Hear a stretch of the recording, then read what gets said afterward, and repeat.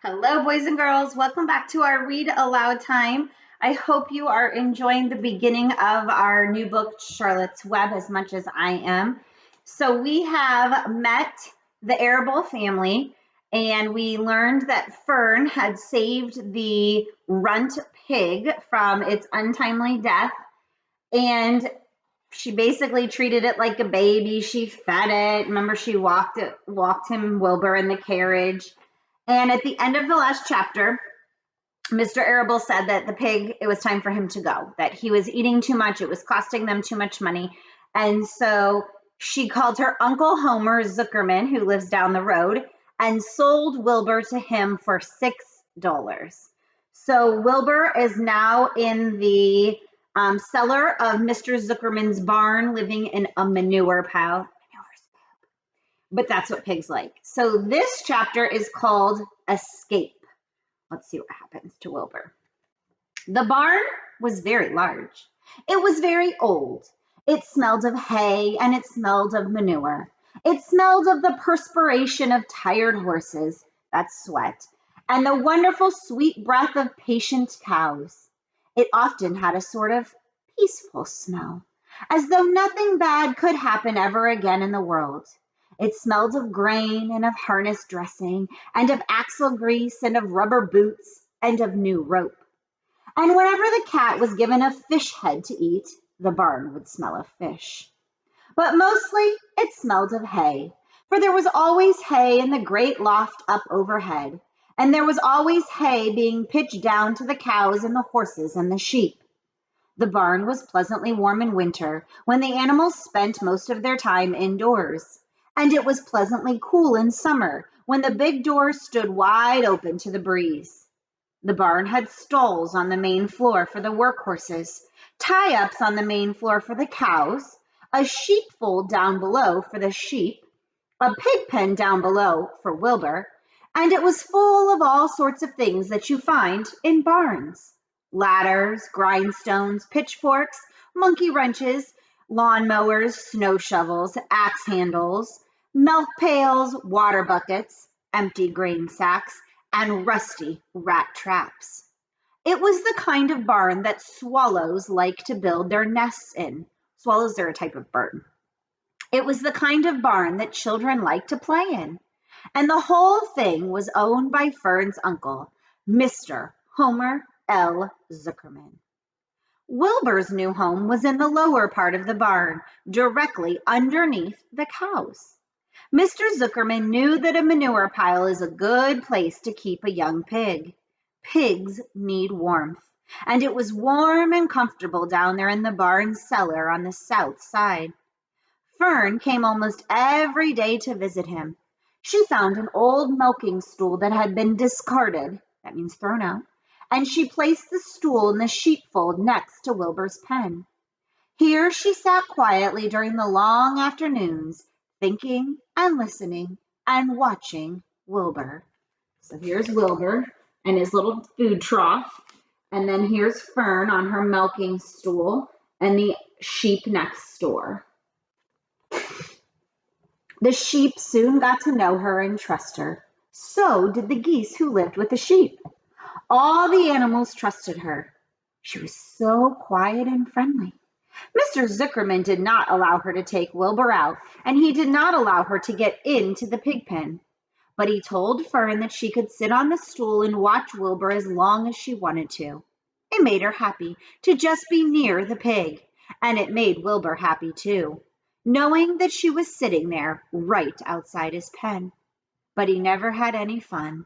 No walks, no rides, no swims. One afternoon in June, when Wilbur was almost 2 months old, he wandered out into his small yard outside the barn. Fern had not arrived for her usual visit. Wilbur stood in the sun, feeling lonely and bored. "There's never anything to do around here," he thought. He walked slowly to his food trough and sniffed to see if anything had been overlooked at lunch. He found a small strip of potato skin and ate it. His back itched, so he leaned against the fence and rubbed against the boards. When he was tired of this, he walked indoors, climbed to the top of the manure pile, and sat down. He didn't feel like going to sleep. He didn't feel like digging. He was tired of standing still and tired of laying down. I'm less than 2 months old, and I'm tired of living, he said. He walked out to the yard again. When I'm out here, he said, there's no place to go but in. When I'm indoors, there's no place to go but out in the yard. That's where you're wrong, my friend, said a voice. Wilbur looked through the fence and saw the goose standing there. You don't have to stay in that dirty little yard, said the goose, who talked rather fast. One of the boards is loose. Push on it, push on it, and come on out. What? Said Wilbur. Say it slower. At the risk of repeating myself, said the goose, I suggest that you come on out. It's wonderful out here. Did you say a board was loose? That I did, said the goose. Wilbur walked up to the fence and saw that the goose was right. One board was loose. He put his head down, shut his eyes, and pushed. The board gave way. In a minute, he had squeezed through the fence and was standing in the long grass outside his yard. The goose chuckled. How does it feel to be free? She asked. I like it, said Wilbur. That is, I guess I like it. Actually, Wilbur felt weird to be outside his fence with nothing between him and the big world. Where do you think I should go? Anywhere you like, said the goose. Go down through the orchard, root up the sod. Go down through the garden, dig up the radishes, root up everything, eat grass, look for corn, look for oats, run all over, skip and dance, jump and prance. Go down through the orchard and stroll in the woods. The world is a wonderful place when you're young. I can see that, replied Wilbur. He gave a jump in the air, twirled, ran a few steps, stopped, looked all around, sniffed the smells of the afternoon, then set off walking down through the orchard. Pausing in the shade of an apple tree, he put his strong snout into the ground and began pushing, digging, and rooting. He felt very happy. He had plowed up quite a piece of ground before anyone noticed him.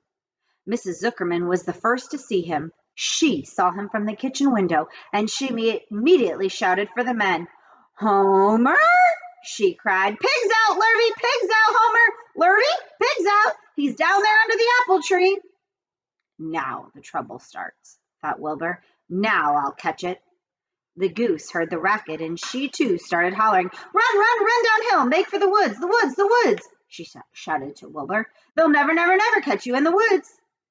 The cocker spaniel, the dog, heard the commotion, and he ran out from the barn to join the chase. Mr. Zuckerman heard, and he came out of the machine shed where he was mending a tool. Lurvy, the hired man, heard the noise and came from the asparagus patch where he was pulling weeds. Everybody walked toward Wilbur, and Wilbur didn't know what to do. The woods seemed to be a long way off. And anyway, he had never been down there in the woods, and he wasn't sure if he was going to like it. Get around behind him, Lurvy, said Mr. Zuckerman, and drive him toward the barn. And take it easy. Don't rush him. I'll go get a bucket of slops. The news of Wilbur's escape spread rapidly among the animals on the place. Whenever any creature broke loose on Zuckerman's farm, the event was of great interest to the others. The goose shouted to the nearest cow that Wilbur was free, and soon all the cows knew. Then one of the cows told one of the sheep, and soon all the sheep knew. The lambs learned about it from their mothers. The horses in their stalls in the barn pricked up their ears when they heard the goose hollering, and soon the horses had caught on to what was happening. Wilbur's out, they said. Every animal stirred and lifted its head and became excited to know that one of his friends had got free and was no longer penned up or tied fast. Wilbur didn't know what to do or which way to run. It seemed as though everybody was after him. If this is what it's like to be free, he thought, I believe I'd rather be penned up in my own yard. A cocker spaniel was sneaking up on him from one side. Lurvy, the hired man, was sneaking up on him from the other side. Mrs. Zuckerman stood ready to head him off if he started for the garden. And now Mr. Zuckerman was coming toward him, carrying a pail. Ugh, this is really awful, thought Wilbur. Why doesn't Fern come? And he began to cry. The goose took command and began to give orders. "Don't just stand there, Wilbur. Dodge about," cried the goose. "Skip around, run toward me, slip in and out, in and out, in and out, make for the woods, twist and turn." The cocker spaniel sprang for Wilbur's hind leg. Wilbur jumped and ran. Lurvy reached out and grabbed. Mrs. Zuckerman screamed at Lurvy. The goose cheered for Wilbur. Wilbur dodged between Lurvy's legs. Lurvy missed Wilbur and grabbed the spaniel and said, instead, "Nicely done, cried the goose. Try it again. Run downhill, suggested the cows. Run toward me, yelled the gander. Run uphill, cried the sheep. Turn and twist, honked the goose. Jump and dance, said the rooster. All right, there's Mr. and Mrs. Zuckerman. And then here is all the sheep and Lurvy trying to get Wilbur. Oh my goodness, look at all these animals. "Look out for Lurvy," called the cows. "Look out for Zuckerman," yelled the gander. "Watch out for the dog," cried the sheep. Listen to me, screamed the goose. Poor Wilbur. He was dazed and frightened by all this hullabaloo. He didn't like being the center of all this fuss. He tried to follow the instructions his friends were giving him, but he couldn't run downhill and uphill at the same time. And he couldn't turn and twist when he was jumping and dancing. And he was crying so hard he could barely see anything that was happening. After all, Wilbur was a very young pig, not much more than a baby, really. He wished Fern were there to take him in her arms and comfort him. When he looked up and saw Mr. Zuckerman standing quite close to him, holding a pail of warm slops, he felt relieved. He lifted his nose and sniffed. The smell was delicious. Warm milk, potato skins, wheat meddlings, Kellogg's cornflakes, and a popover left from the Zuckerman's breakfast. "Come, pig," said Mr. Zuckerman, tapping the pail. "Come, pig." Wilbur took a step toward the pail. No, said the goose. "It's the old pail trick. Don't fall for it. He's trying to lure you back into captivity. He's appealing to your stomach." Wilbur didn't care. The food smelled appetizing. He took another step toward the pail. Pig, said Mr. Zuckerman in a kind voice, and began walking toward the barnyard, looking all about him innocently, as if he didn't know that a little white pig was following along behind him. "You'll be sorry, called the goose. Wilbur didn't care. He kept walking towards the pail of slops. "You'll miss your freedom," honked the goose. "An hour of freedom is worth a barrel of slops." Wilbur didn't care. When Mr. Zuckerman reached the pig pen, he climbed over the fence and poured the slops into the trough. Then he pulled the loose board away from the fence so that it was a wide hole for Wilbur to walk through. Reconsider, cried the goose. Wilbur paid no attention.